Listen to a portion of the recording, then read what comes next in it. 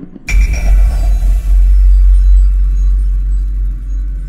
up guys, my name is Brandon Baldwin and I'm with GizmoSlip.com, and today we'll be taking a look at the PS Vita. So the first thing you'll notice about it is it's got a big 5-inch screen. It's got a resolution of 960 by 544. It's a pretty nice screen. I'm going to go and turn it on. But as you look around the front, you can see that it's got directional pads right here along with 2 analog sticks, which makes first-person shooters possible, potentially anyway.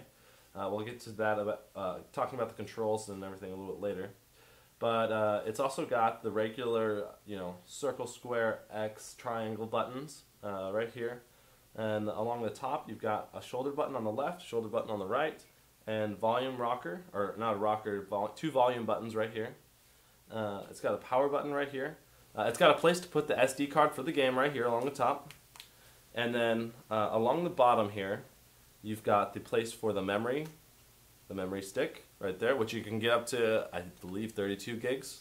Maybe bigger in the future anyway. Memory sticks, though, can go upwards of $20 all the way up to $100 depending on your size and how much space you want. But the great thing about the memory sticks is that I believe you can store the games on here so that you can just play it right off of the device. And then you've got a power port, in port right there, and then a headphone port right along the bottom.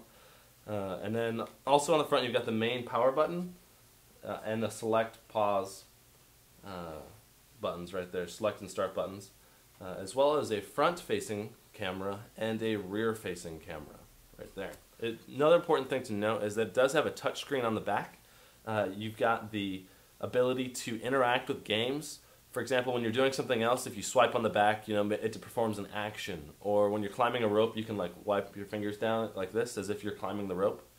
And it kind of just adds another interactive feature to playing the PS Vita, which is pretty cool. Playing a PS Vita is kind of unlike playing anything else out there currently, because there's nothing that has the same level of interaction with your fingers as you play along. Just taking a look at the UI now, you can see that it's got basically just a screen filled with apps for the main UI, and then you can load different programs, and the different programs stay up as kind of these big windows, and if you want to load into that window, you can switch. So I'm going to switch back into Uncharted Golden Abyss, which is a pretty good game. We enjoyed playing through a lot of it. I played for about 6 or 7 hours, and it was fun.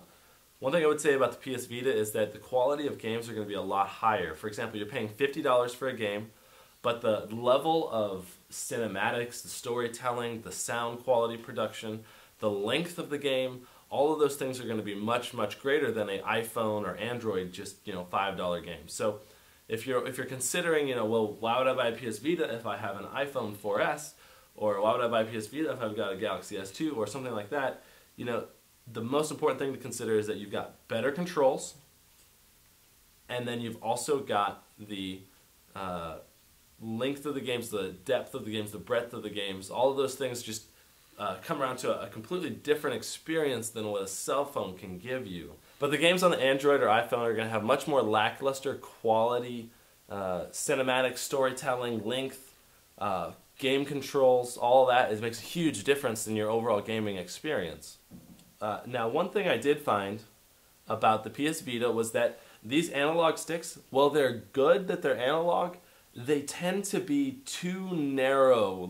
If you move them just a little bit, they jump on the screen. Now, when you're running around on the ground with your feet, it's not a big deal, but when you're trying to do precision aiming with the right one, it can be really just a big pain in the butt. So, honestly, the analog sticks were not as good as we thought. They're definitely better than most. Obviously, way better than any touchscreen on an Android or iPhone device or Apple device.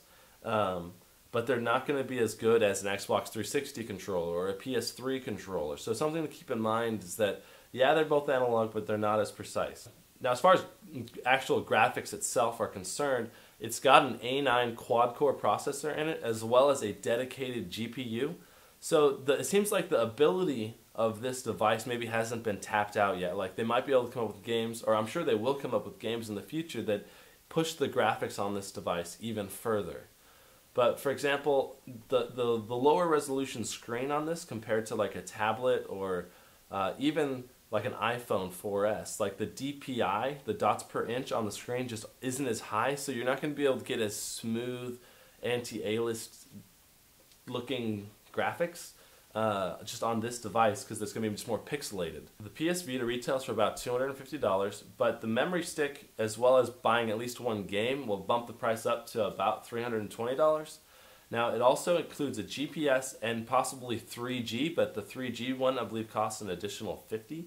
So something to keep in mind when you're looking to buy it is, do you want 3G? You'll have to pay for a separate plan from AT&T, and that's going to be on a month-by-month, pay-per-month kind of basis, and that can get expensive. So I decided that if I ever got one of these, I would just use Wi-Fi and then tether with my cell phone, which I'm willing to pay the extra per month because I can also tether with my laptop and other stuff like that. So I think that's a good alternative to the 3G version.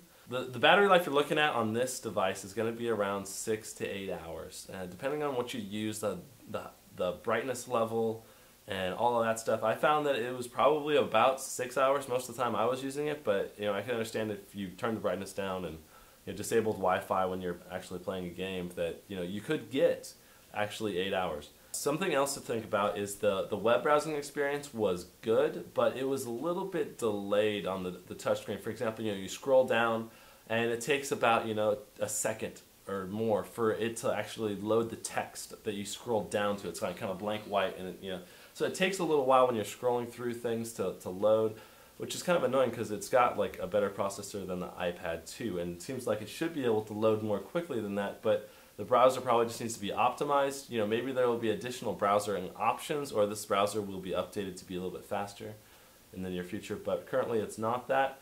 It can store your pictures, your videos, a lot of different things. You can watch Netflix off it, and I did test that, and it worked exceptionally well, actually. It was a very smooth experience using the Netflix on the PS Vita. So if you're in the market for a tablet device, like I would say that this should not replace your cell phone, but if you're in the market for a tablet device, you've already got a cell phone. It doesn't even have to be a fancy cell phone. Maybe what you've got is a cheaper cell phone, but you want to have the gaming experience that an iPhone has, but a better one. That might be a good alternative to buying, to actually buying a PS Vita instead of an iPhone 4S or an Android smartphone. Or if you're looking to actually get a tablet and you want just a tablet that games better than a typical Android tablet that has better quality games. And that's the main thing. You're going to have better quality games and you have a better quality gaming experience. Not necessarily better graphics. The graphics are actually probably about the same level. But the actual experience of the gaming is going to be just better because it's going to have analog sticks, actually tactile buttons, shoulder buttons for aiming, shooting, throwing grenades, and then the back, obviously, you'll also have more interactable features using the back. So if you're in the market for a gaming tablet, this is what we would recommend for you gamers out there. If you're in the market just for a fun browsing experience / reading ebooks, stuff like that, this is definitely not your tablet to get. And if you're not going to actually use it for gaming, like you're going to actually just web browse on it and like watch Netflix on it, this is again not your ideal tablet because the web browsing experience just isn't as good as the other tablets, and so that's something else to keep in mind. Overall, we did like the PS Vita for what it is. It's not something that can replace, like an Asus Transformer Prime. This doesn't have a keyboard dock. It doesn't have as long a battery life. It's not as big a screen. But it does game better than the Asus Transformer Prime. Thanks for watching. Check out the PS Vita unboxing. Check out the PS Vita drop test, iPhone 4S drop test, and the iPad 2 drop test. And come back and check us out again. Subscribe, like us on Facebook, and all that stuff. Thanks for watching. My name's Brandon Baldwin. And we'll catch you next time. GizmoSlip.